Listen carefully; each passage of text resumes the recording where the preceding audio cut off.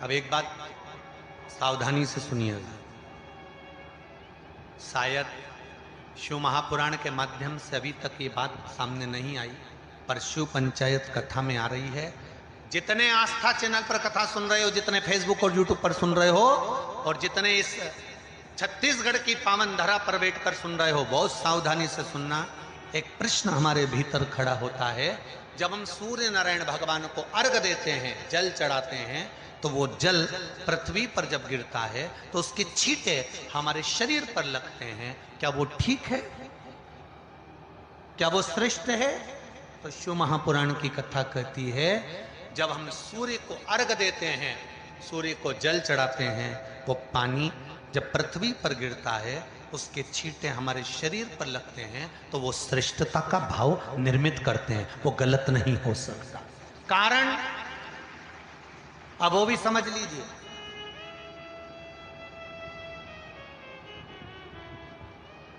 अब सूर्य नारायण भगवान को आप जल चढ़ा रहे हो तो छींटे नहीं लगे, उसके लिए क्या स्टूल पे चढ़ के चढ़ाओगे कि कुर्सी पे चढ़ के चढ़ाओगे? अरे बोलो तो सही। अब कई लोगों के दिमाग में यह बात भरा गई कि हम भगवान को जल चढ़ाते हैं, वो हमारे शरीर में छींटे लगते हैं, जमीन पे से पानी गिरता है, वो हमारे शरीर को छींटे लगते हैं, भगवान को अच्छा नहीं लगता होगा। कौन ने कहा? पहले तो उसको पकड़ के लड़ो।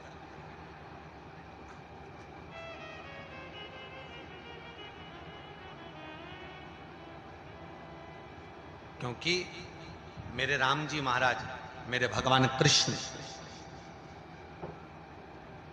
बड़े बड़े संत, साधु, सन्यासी, तपस्वी, साधक, उपासक जितने भी हुए, जिन्होंने सूर्य की आराधना करी, इन्होंने टेबल पे चढ़कर या कुर्सी पे चढ़कर जल नहीं चढ़ाया, इन्होंने पृथ्वी पर खड़े होकर ही, क्योंकि पृथ्वी तत्व के देव हैं Shiv.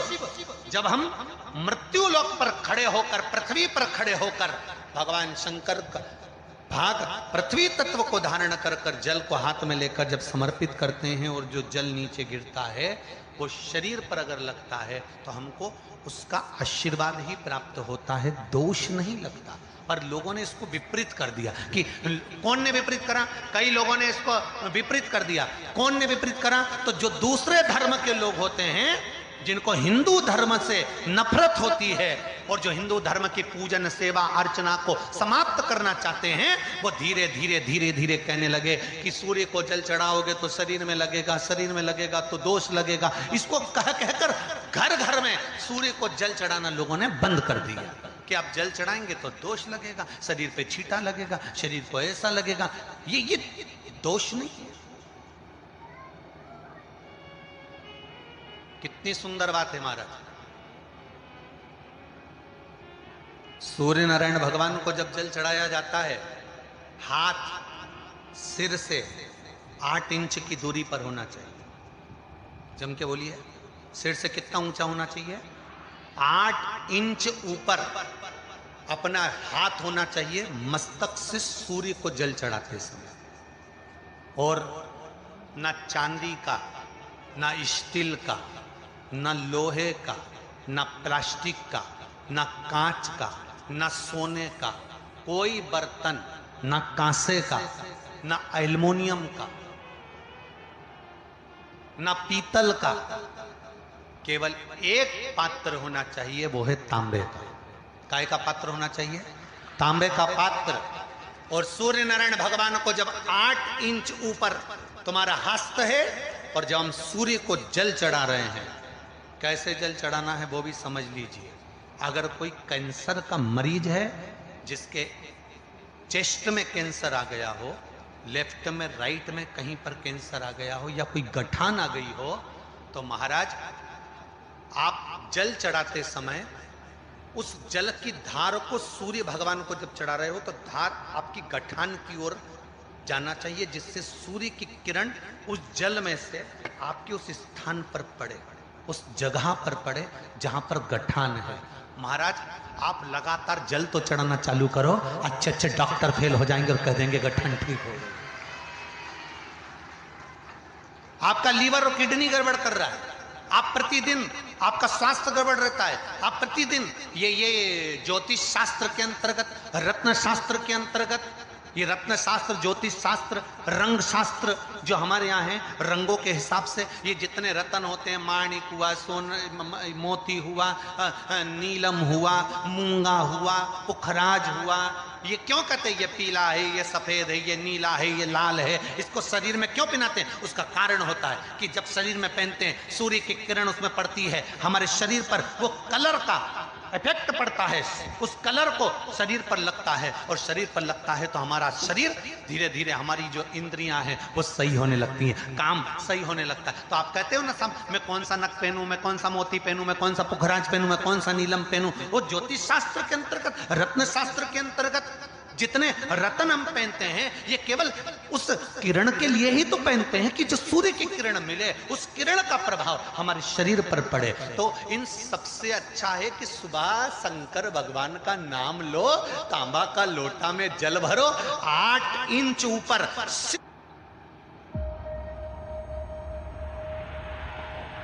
It all started from here. सिर से हाथ होना चाहिए, और सूर्य नारायण भगवान का दर्शन साधारण नहीं, जो जल तुम चढ़ा रहे हो, वो जल की जो धार आ रही है उसमें सूर्य का दर्शन होना चाहिए, तो कैंसर की बीमारी कभी नहीं हो सकती। लीवर, किडनी, हार्ट, आपके हार्ट में अगर तकलीफ है, डॉक्टर ने कह दिया कि इसमें नस चोक है, आपको कहीं ना कहीं छल्ला डलेगा, आपको कह दिया इसमें कुछ ना कुछ प्रॉब्लम आ रही है, आप सूर्य को अर्घ देना चालू कर दो, सूर्य को जल चढ़ाना चालू कर दीजिए। आप सूर्य को जल चढ़ाओ, वो जल की जो तरंग आ रही है, वो जल जो निकल कर जा रहा है, उसकी जो किरण आपके हृदय पर, आपकी छाती पर पड़ रही है, नाड़ियों में पड़ रही है, नसों में पड़ रही है, उसका बल देखो तो सही। 1 महीना लगातार चढ़ाओ, तो 15 दिन 20 दिन कर तो देखो। क्यों राम जी महाराज जल चढ़ाते थे, क्यों भगवान कृष्ण जल चढ़ाते थे सूर्य को, क्यों दशरथ जी महाराज जल चढ़ाते थे, क्यों कश्यप ऋषि जल चढ़ाते थे सूर्य को, सारे 33 कोटि देवता, सारे ऋषिवर, साधु संत सन्यासी तपस्वी साधक उपासक सब भगवान सूर्य को अर्घ दिया करते थे। क्यों देते थे, किस लिए?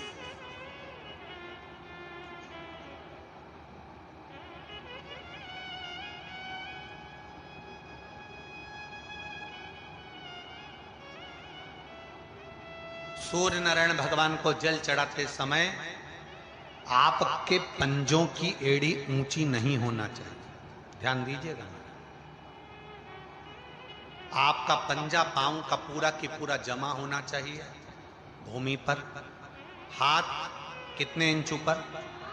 8 इंच ऊपर होना चाहिए। जल जो गिरे, सूर्य की किरण, सूर्य का दर्शन उस जल की रोशनी में करना चाहिए। क्या होगा उससे? जिस बच्चे को आंख में चश्मा लगा हो, मोटे से मोटा चश्मा लगा हो, छूट नहीं रहा हो, तो थोड़े दिन उसको सूर्य का अर्घ चढ़वाना चालू कर दो, और जल में से सूर्य का दर्शन कराना चालू कर दो। सूर्य का दर्शन जल में से 2 महीना 2.5 महीना बहुत है, आंख की रोशनी बढ़ जाएगी, चश्मा हट जाएगा। आप कर देखिए।